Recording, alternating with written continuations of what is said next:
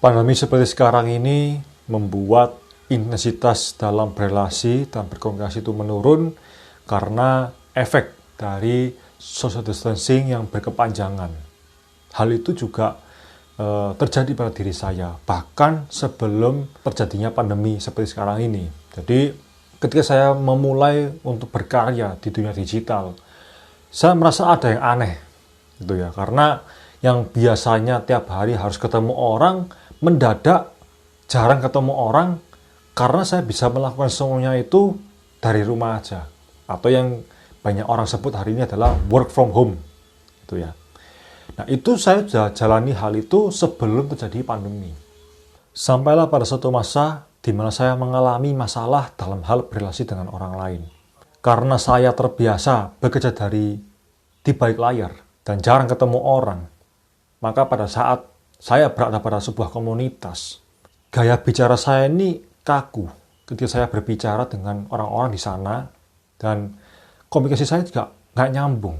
Barulah saya menyadari setelah saya merenung, ternyata gaya berkomunikasi saya, cara berrelasi saya yang selama ini saya anut, itu sudah tidak lagi relevan. Dan itu yang membuat saya harus belajar lagi cara berrelasi dengan orang lain.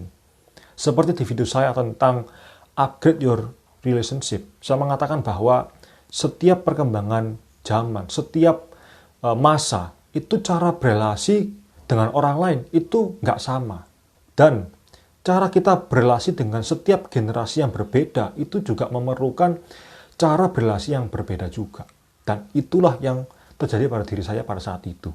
Hari ini, persoalan komunikasi yang paling banyak tentang komunikasi tidak nyambung antara satu sama lain, itu bukan suatu hal yang bisa diremehkan lagi. Kita bisa melihat di luar sana, berapa banyak pasutri yang bercerai hanya karena salah paham yang berakibat pertengkaran yang hebat. Berapa banyak orang tua yang tidak akur dengan anaknya hanya karena tidak mampu memahami akibat cara berkomunikasi yang salah. Si orang tua merasa bahwa, oh, anak saya tidak memahami diri saya. Dan begitu pula sebaliknya, si anak berpikir bahwa orang tua tidak memahami diri saya.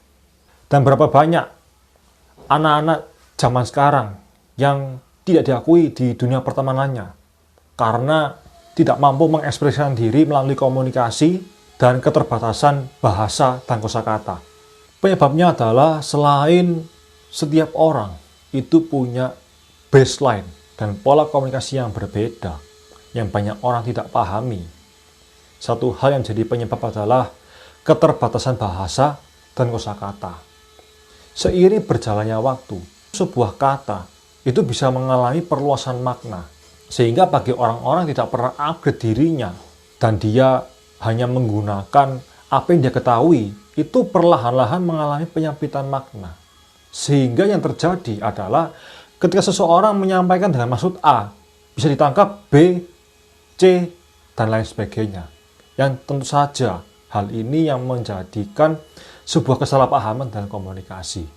Berikutnya adalah teknologi mendominasi kehidupan manusia zaman sekarang yang tak jarang itu membuat seseorang kesulitan dalam hal bersosialisasi dengan orang-orang di sekitarnya karena terjebak di dalam dunia maya dan tidak pernah mengasah otaknya untuk bisa mengekspresikan sesuatu dengan berkomunikasi. Lalu bagaimana solusinya? Jadi solusinya adalah kita harus menambah referensi dengan cara baca buku. Jadi baca buku itu bukan hanya sekedar kita memahami sesuatu, tapi secara tidak langsung dengan membaca buku itu juga menambah kosakata-kosakata baru. Yang berikutnya adalah kita ikut komunitas dan kumpul dengan orang-orang yang level sosialnya itu jauh di atas kita. Dan pastikan kita berkumpul dengan lingkungan-lingkungan komunitas-komunitas yang produktif dan memberdayakan.